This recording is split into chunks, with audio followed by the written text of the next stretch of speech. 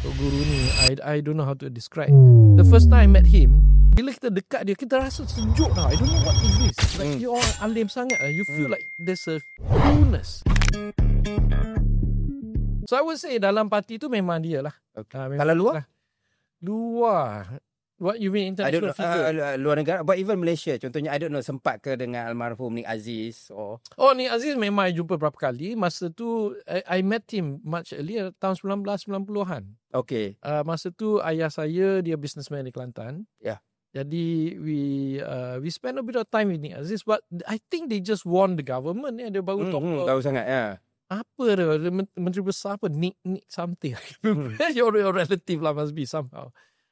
Then dia jadi Menteri Besar kali pertama dan kita pergi jumpa dia lah. You know, because as we are doing business in Kelantan, kena jumpa. And then pada masa tu kita dapat tanah lodging Lodging Highland. My father yang founder Lodging Highland. So we were talking to him, baik sangat lah.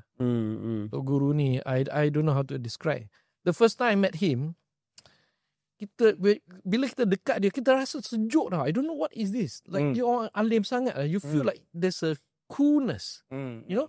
Genuine lah. Memang genuine. But he was also nampak, I won't say naive, tapi dia tanya pelik-pelik juga soalan. I remember he asked me, dia tanya saya lah, Wong Chen, you boleh tak ni tanah Highland ni, kita ada, yelah tanah Highland ni, kita dapat lodging Highland, boleh tak kita buat bawa kangaroo?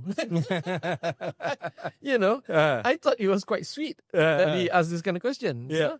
But dia baik lah. Yeah. But I would say all Kelantanis kita memang sayang lah.